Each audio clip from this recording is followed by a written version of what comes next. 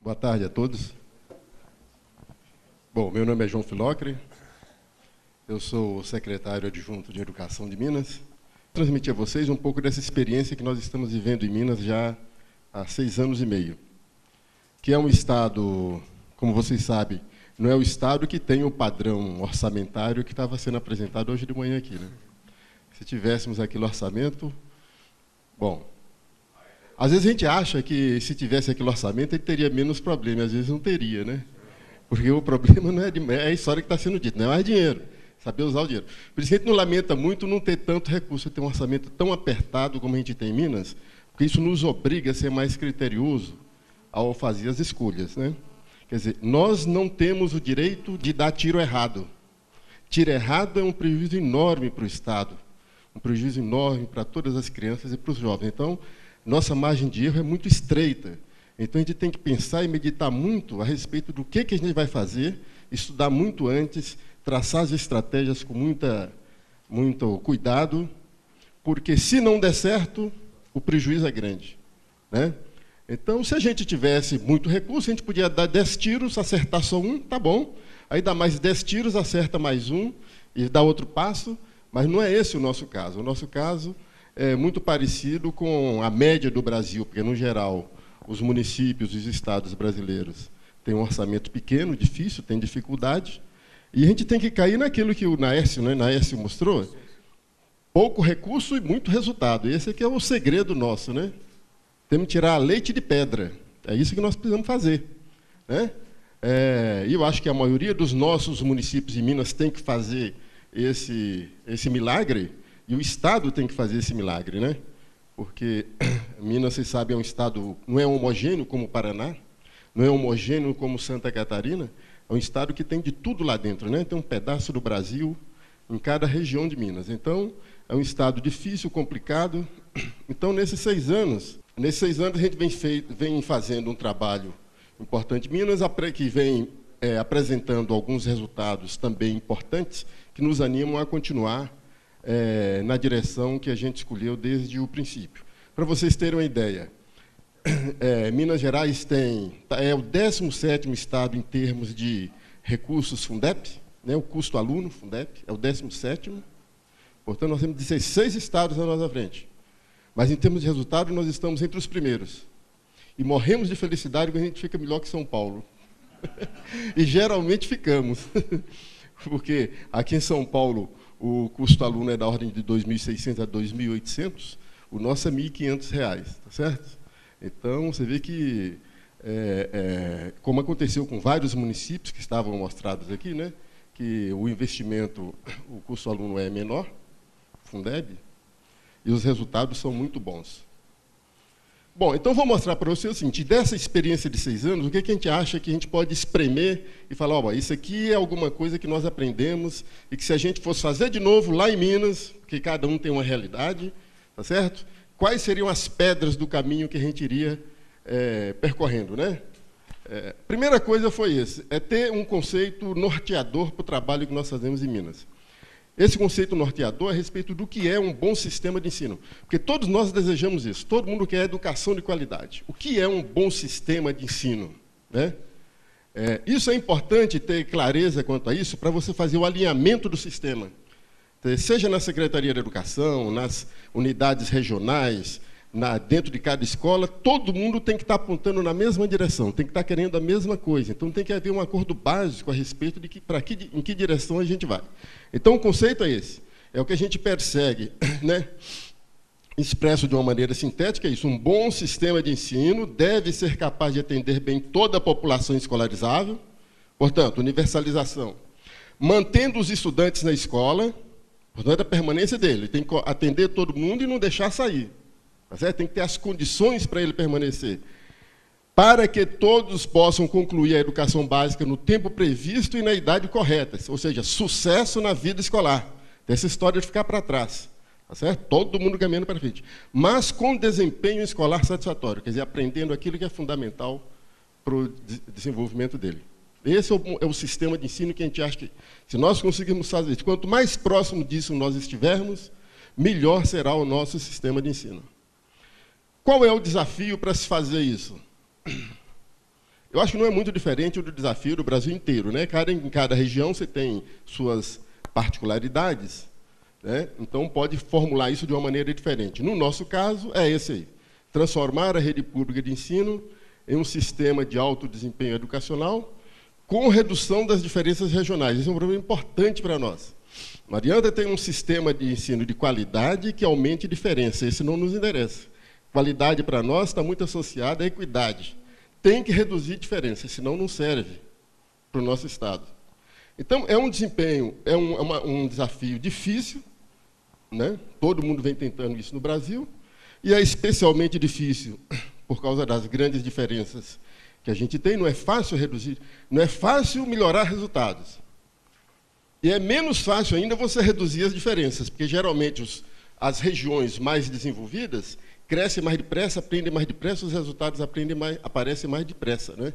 Então, a tendência é você aumentar a diferença, não é diminuir. Mas o esforço que a gente tem fazendo é no sentido de reduzir essas diferenças. E também não é um desafio pequeno em função do tamanho do sistema, né? Você vê escolas, no total são 17 mil escolas em Minas, das quais 14 mil são estaduais e municipais, né? Só escola pública. Com quase, escola pública tem 4 milhões e 200 mil alunos. Aliás, só é menor que São Paulo, né? São Paulo é o único sistema maior que o de Minas.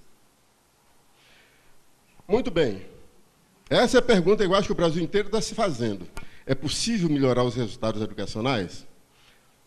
A dúvida é grande, porque, você imagina, já se fez de tudo no Brasil. E a maior parte das tentativas fracassaram. Os resultados não mudaram, né? E por que não mudaram? Isso é uma questão importante, né? Nós achamos que é possível melhorar os resultados se essas 3 condições forem atendidas, né? E isso aqui, eu estou falando sobre o que nós fazemos, é o que orienta a nossa ação lá em Minas. Então, ó, a gente acredita que o resultado educacional só muda se, primeiro, as soluções adotadas tiverem compromissos com resultados finalísticos. Quer dizer, hoje, quem é que falou aqui? Acho que foi o Naércio mesmo, falou, olha, ele joga muito dinheiro fora, faz muita coisa que não precisa fazer, que não produz resultado. Né? Eu acho que nós não podemos jogar dinheiro fora, então a gente tem que ter essa preocupação. Quer dizer, qualquer solução que a gente adotar, vai comprar computador, tem que produzir resultado. Se não produzir resultado, não valeu a pena ter feito isso. Então, tem que montar toda uma estratégia, vai comprar o computador, mas qual é a chance desse computador produzir bom resultado? O que precisa ser feito para ele produzir resultado? Tudo tem que produzir resultado. Não tem nada para ficar enfeitando só a escola. Né? Você vai pintar a escola, fala, bom, como é que uma escola bonita produz resultado? Indiretamente, ela tem que produzir, porque não adianta você ter uma rede toda bonitinha e os meninos não aprenderem nada. Mas ele deve influenciar na medida em que melhora o ambiente de trabalho, tá certo? Quer dizer, você consegue tornar o ambiente mais propício para o ensino e mais favorável à aprendizagem. De qualquer maneira, toda decisão é essa. Vai fazer alguma coisa? De que maneira isso poderá resultar em bons resultados? A gente não tem a varinha de condão para saber de antemão se uma determinada medida vai produzir o resultado que a gente quer ou não. Por mais esforço que você faça, você chega 1 ano, 2 anos depois à conclusão que não era aquele o caminho, aquilo ali não deu certo. Tem que mudar, não adianta insistir, certo? Mesmo que do ponto de vista da mídia, aquilo seja bonitinho, apareça na propaganda, tá certo? Quer dizer, tem muita coisa que tem muita visibilidade e as pessoas mantêm aquela decisão pelo retorno político que aquela medida proporcionou. Mas resultado não aconteceu. Então, tem que saber separar essas coisas, tá certo?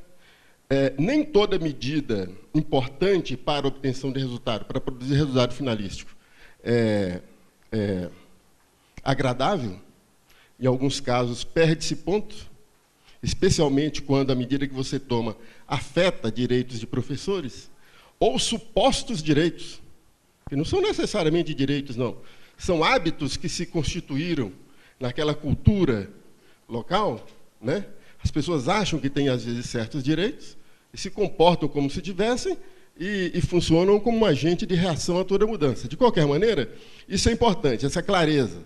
Solução tem que ter compromisso com o resultado.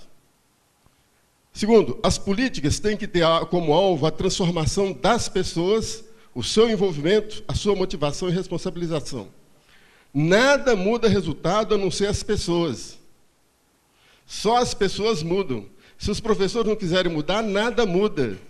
Não importa o que você faça, tá certo? Não importa o que você pague, não importa o que você ofereça para ele, se ele não quiser fazer, nada muda. Aí tem que ser tomadas as providências para mudar essa situação, tá certo? Então, a política tem que estar sempre voltada no sentido de envolver as pessoas, motivar as pessoas pelas mais variadas maneiras, não necessariamente aumentando o salário. Acho que o Brasil está entrando numa onda de achar que toda recompensa tem que ser financeira. Existe o estímulo moral também, né? As pessoas sentem prazer em realizar uma tarefa, em cumprir a tarefa. Esse estímulo moral é importante, esse reconhecimento público é mais importante do que um salário que você dá para ele. É claro que se der o salário, ele gosta, tá certo? Mas você não pode reduzir todo o estímulo, tá certo, ao estímulo financeiro. Eu acho que é importante o sistema ter também um conjunto de estímulos de outra natureza, onde as pessoas se sentem realizadas profissionalmente, né? Sintam o seu trabalho reconhecido pelos colegas, pelo sistema, pela comunidade. Esse é um tipo de sistema importante. Então, tem que saber equilibrar isso. A motivação tem que levar em conta essas várias coisas. Nem sempre você ganha quando você substitui um estímulo moral por uma vantagem financeira.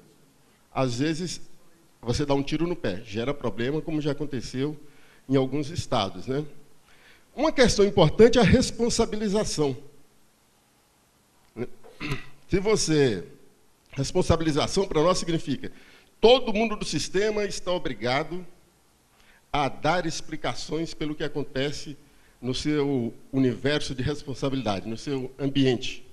Quer dizer, todo professor está obrigado a dar explicação pelo que aconteceu na sua sala de aula. 10% dos meninos foram embora. Explica por que foi embora. 30% dos meninos fracassaram. Por que fracassaram? Tá certo? 40% dos meninos são infrequentes.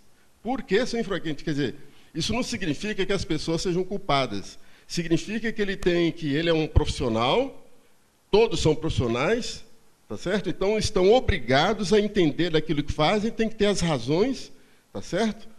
Explicação para aquilo que está acontecendo na sua esfera de responsabilidade, né? O diretor tem que dar suas explicações, os professores têm que dar explicação, a secretaria tem que dar explicação, tá certo? Esse é um sistema de corda esticada para todo mundo, né? O Brasil tem, na nossa cultura, a gente é muito complacente.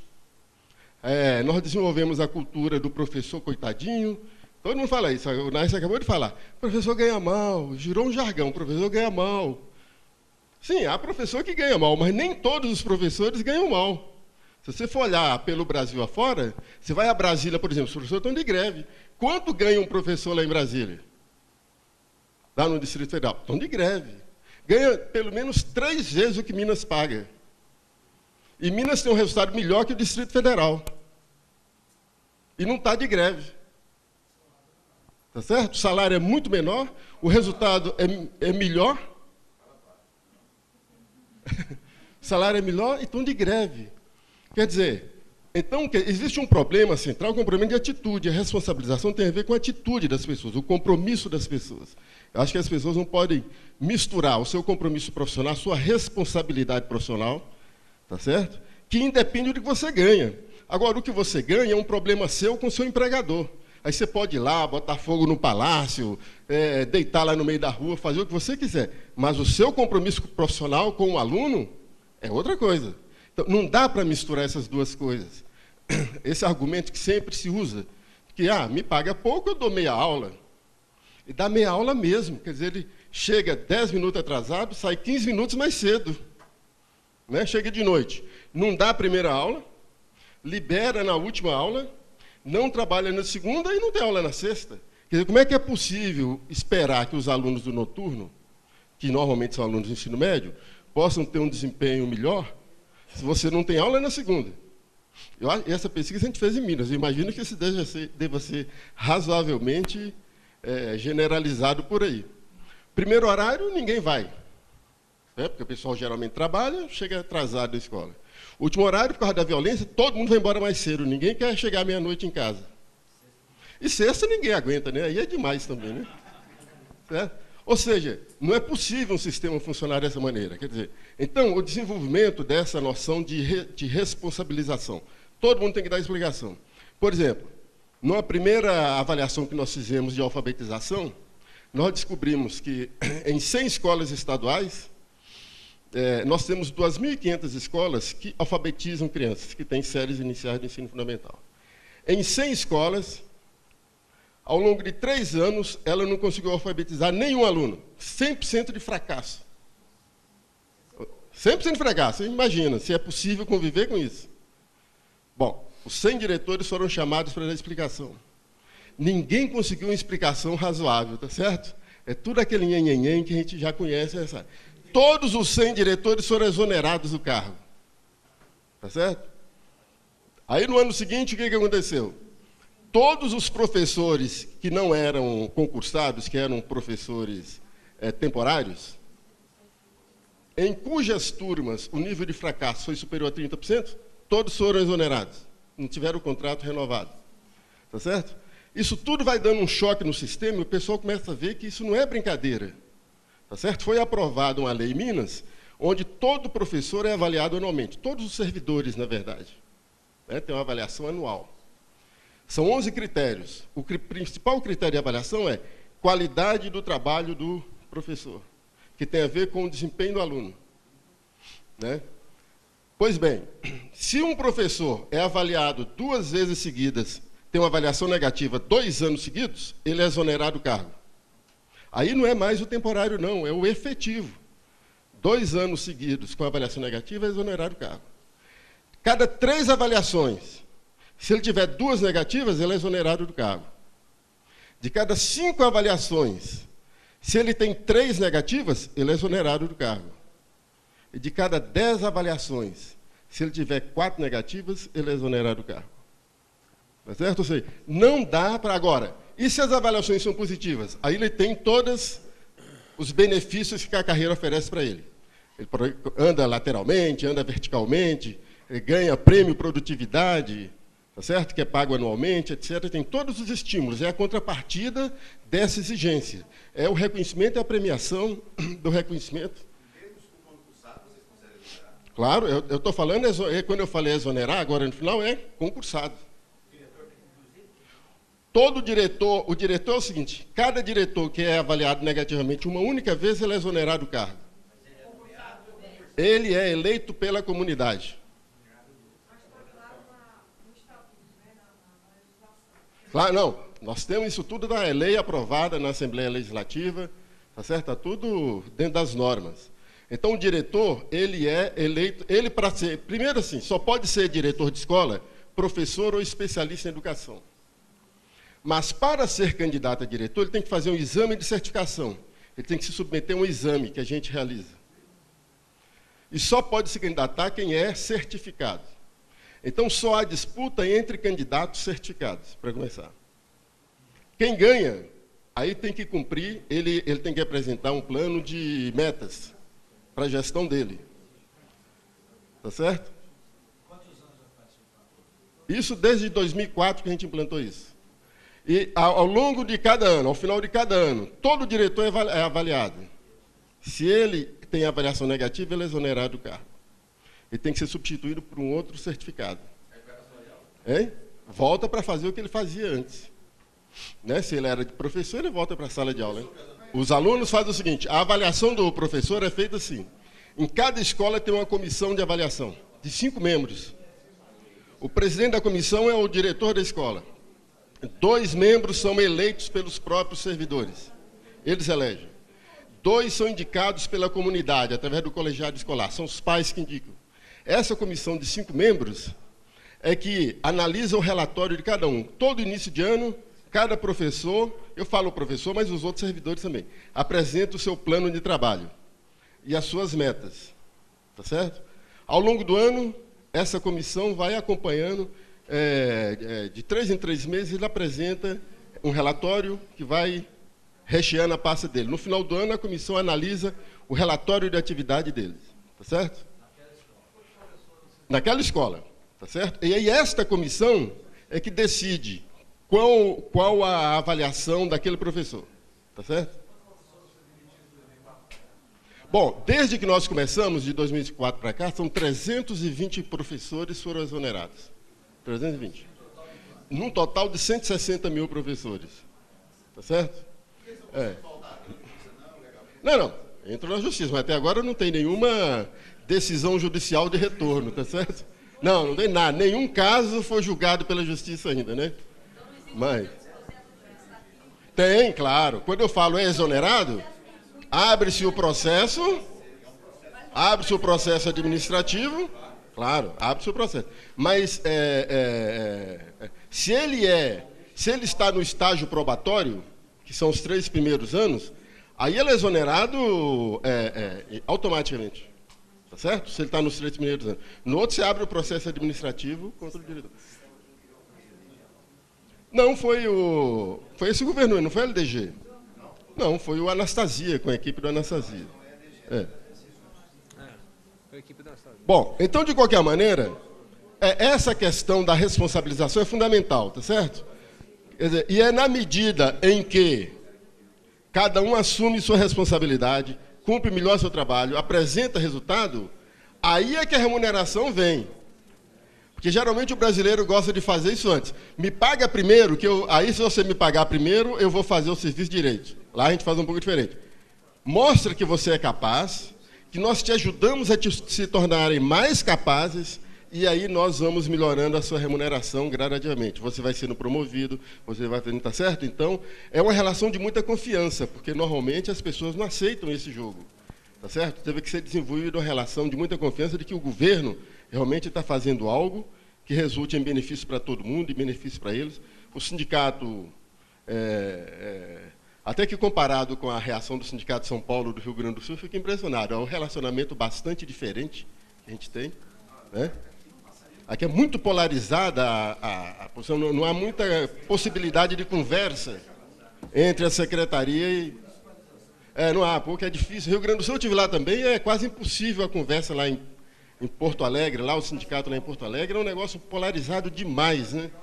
Então a gente procurou, como sugeriu o Chalita, estabelecer uma relação de mais confiança, respeito, maturidade.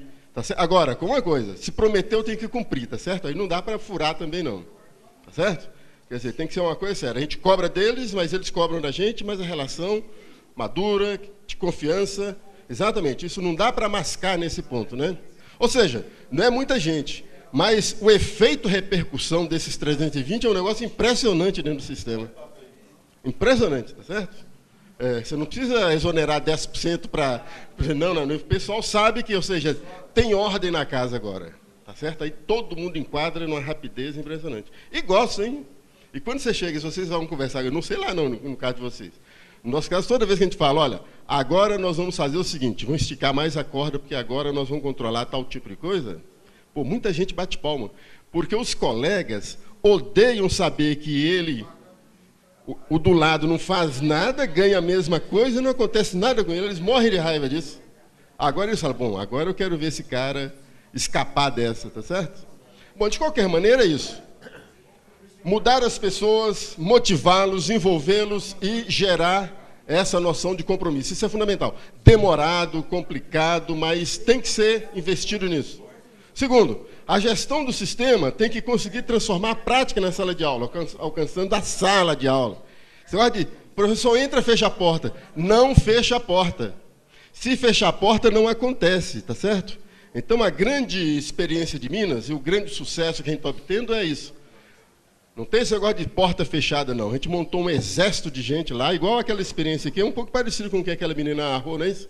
Nós temos uma equipe de professores e técnicos, tá certo? Que visitam todas as escolas permanentemente, principalmente nos anos iniciais, a alfabetização, né, na área da alfabetização, que a gente quer obter resultados rápidos. É possível obter resultado rápido.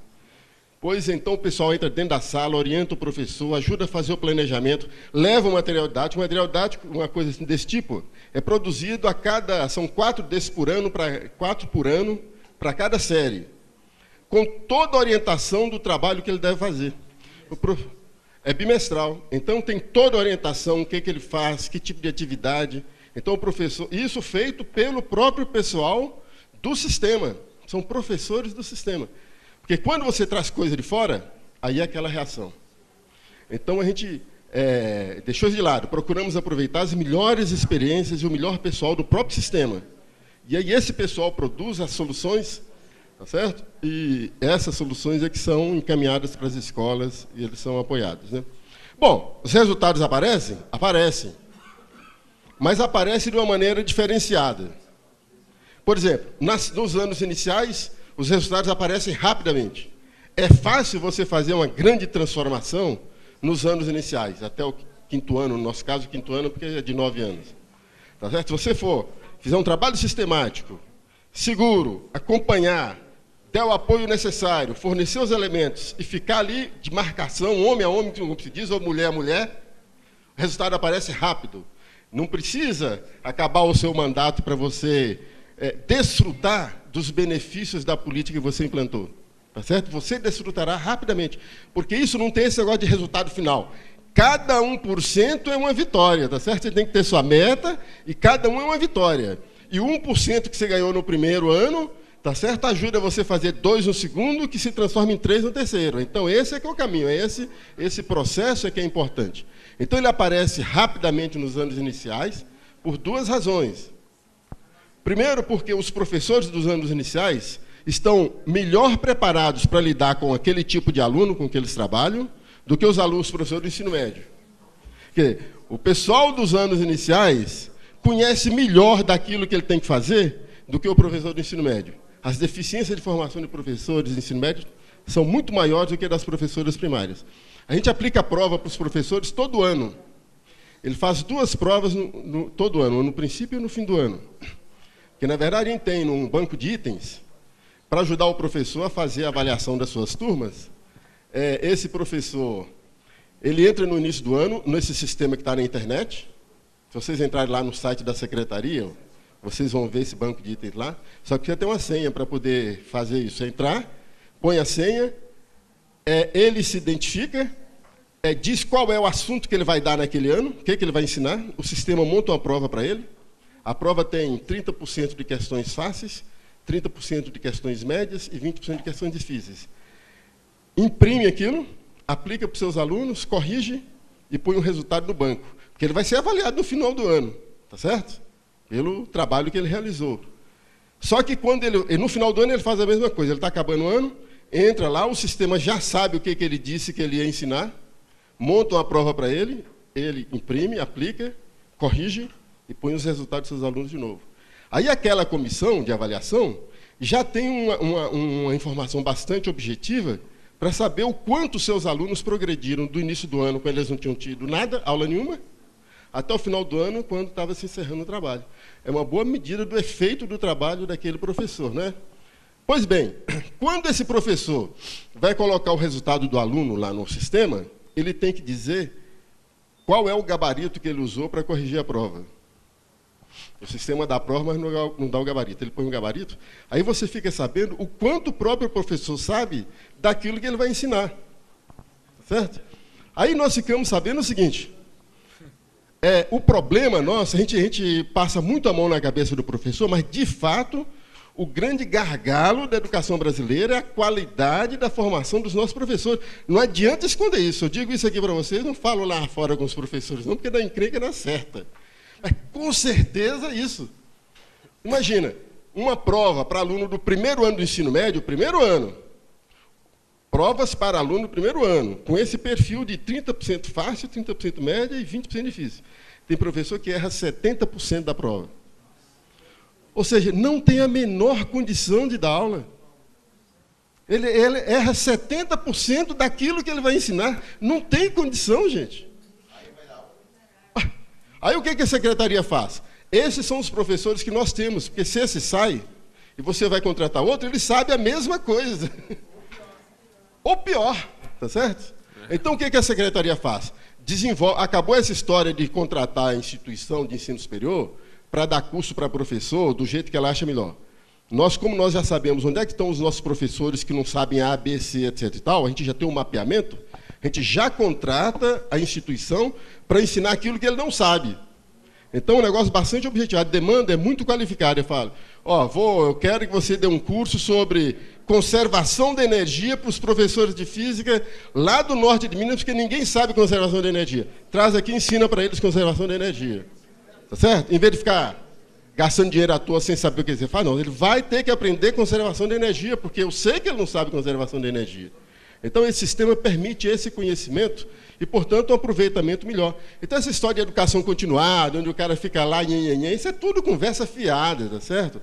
A não ser num sistema sério, que sabe fazer uma educação continuada proveitosa, tá certo? Como pode acontecer naquele programa, esse projeto apresentado hoje, tá certo? Mas se não tiver um bom projeto, muito bem controlado, é dinheiro jogado fora. Então, e a gente joga muito dinheiro fora. No nosso caso, a gente só contrata serviço de capacitação de professores, assim, com essa demanda bem específica. Eu quero que você pegue esse pessoal aqui e vai fazer isso com ele. Esse daqui você vai fazer isso. Eu estava me lembrando ali na hora do almoço, com aquele professor de física, falando sobre o ensino de ciências.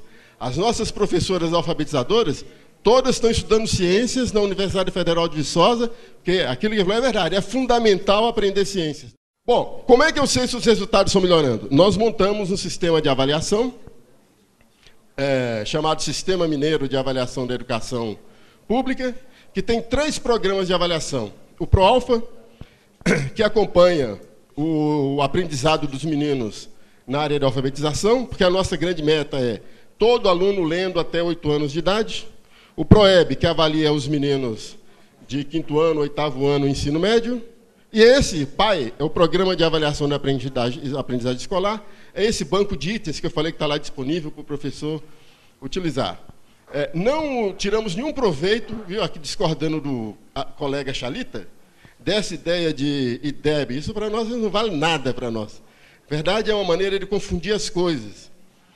Por quê? Ele mistura 2 coisas importantes. Uma o menino precisa aprender mais? Precisa. Então, é preciso acompanhar a melhoria da proficiência? E o sistema tem que reduzir o nível de reprovação dos meninos? Tem. Mas acompanhe cada um separadamente. Não adianta você falar assim, bom, eu reduzi a reprovação, mas, em compensação, os meninos aprenderam menos. Ou seja, um fator não pode compensar o outro. Os 2 têm que melhorar simultaneamente, tá certo? Por isso que eu acho que, às vezes, a pessoa se ilude e fala, o meu ProEB melhorou. Mas melhorou por quê? O que foi que aconteceu com ele, tá certo? Porque, como é um produto, um pode compensar o outro e você está melhorando em um, mas perdendo na outra dimensão. Tá certo? Próximo. As políticas que a gente realiza para cumprir aquele desafio. São essas aí. Tudo que a gente realiza está dentro dessas políticas. Melhor ensino e melhores resultados educacionais. Diminuição das diferenças regionais. Quer dizer, os resultados que a gente vem obtendo já nos mostram que estão diminuindo as diferenças entre alunos, estão diminuindo as diferenças entre as escolas, estão diminuindo as diferenças entre as regiões do Estado. Tá certo? Isso que é uma coisa que era mais difícil, a gente está conseguindo, devagarzinho, obter sucesso. Desenvolvimento e valorização dos educadores, eu acho que isso é importante, mas tem que fazer isso com cuidado, né? Elevação do padrão de infraestrutura e de funcionamento da escola. Essa é a parte boa, que dá muita visibilidade. Que reforma escola, constrói o prédio, faz não sei o que lá, faz quadra coberta, tá certo? Mas isso tem que ser feito não com uma finalidade em si, mas como um meio para você criar as condições para melhorar os resultados. Então, você tem que fazer esses investimentos na infraestrutura mesmo, tá certo? Mas sempre condicionado. Gestão eficiente com financiamento adequado ao novo padrão. Porque qualidade não tem preço. O que quer dizer? Qualidade não tem preço. Então, assim, você pode gastar 10 mil por aluno e sair uma porcaria. E gastar 1.500 e obter bom resultado. Tá certo? Então, o que você precisa dizer é o seguinte, qual é o seu padrão de educação, qual é o padrão de resultado que você quer e quanto custa isso. Então, você tem que ter, na verdade, para cada resultado, para cada padrão educacional que você estabelecer, você tem que fazer as contas e ver o que é adequado para aquilo. Em função de quê? do próprio pessoal que você tem, do nível de remuneração. E, na medida em que seu sistema vai melhorando, isso vai crescer, essa necessidade de financiamento vai crescendo na medida em que esse padrão de educação vai crescendo também, devagarzinho. Se puser dinheiro demais, puser dinheiro demais, é igual botar combustível demais no carburador do carro, ele afoga, tá certo? Então, é na medida que você vai melhorando o padrão, você vai tornando um sistema mais eficiente e com melhor financiamento. Como lidar com inovação em educação? São 5 coisas que nos ajudam muito lá. Porque mudar o sistema significa estar sempre introduzindo a novidade, alterando alguma coisa, está sempre introduzindo a novidade. Bom, alguns princípios que a gente adota lá. Primeiro, vou começar do último. Sucessividade. Nunca fazer todas as mudanças ao mesmo tempo. Toda inovação tem um potencial de resistência. Ele carrega em si um potencial de resistência. E se você tem muita inovação, você tem um potencial grande demais de resistência. Aí a chance de dar encrenca é muito grande. Então, por isso você tem que ter uma estratégia de como é que eu vou mudar esse negócio, porque o sucesso de uma inovação bem implementada ajuda a implementação das outras, né? Inteligibilidade. Quer dizer, é preciso que todo mundo entenda, o sistema inteiro entenda o que a secretaria quer fazer, o que a prefeitura quer fazer. Tem que estar claro, essas ideias têm que ser claras, né? Ou seja, a inovação tem que ser apresentada de uma maneira de fácil compreensão, consistente internamente e com adequação de linguagem. Não é só clareza de linguagem, é não usar termos inadequados. Minas já teve grandes fracassos porque usaram palavras erradas na hora de introduzir a inovação. Você falou aí do pessoal da qualidade total, né? Há uns anos atrás, não agora, na década de 90, eles foram introduzir o projeto de qualidade total, e foram muito mal nessa área, porque conversavam com o aluno como se fosse cliente, chamava aluno de cliente, professor de não sei de quê, não deu certo, tá certo? A linguagem levou ao fracasso. Familiaridade. As mudanças não podem ser tão diferentes que a pessoa não reconheça que aquilo faz parte da vida dela. Se for diferente demais, a capacidade de assimilação diminui, o esforço para poder a adotar aquilo fica muito grande, ele desiste. Então, ele tem que ele tem que reconhecer naquela nova ideia um avanço daquilo que ele já faz. Você fala, pô, dá para eu fazer isso porque isso não é estranho para mim. Plausibilidade. A pessoa tem que olhar e falar assim, pô, esse troço vai dar para fazer. Isso não é uma birutice, não. Dá para fazer, tá certo? Mesmo com essas dificuldades, não tem que ficar esperando ou nada. Dá para fazer, tem que parecer plausível. E tem que ter uma heurística positiva, né? Tem que ser uma ideia frutífera. Ele fala, bom, se fizer isso, vai resolver o problema. Eu estou achando que é uma boa solução. E não só vai resolver esse, como vai ajudar a resolver outros problemas para frente.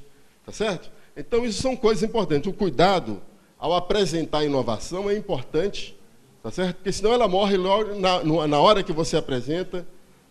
Onde queremos chegar? São aí as metas. É só um exemplo. Né?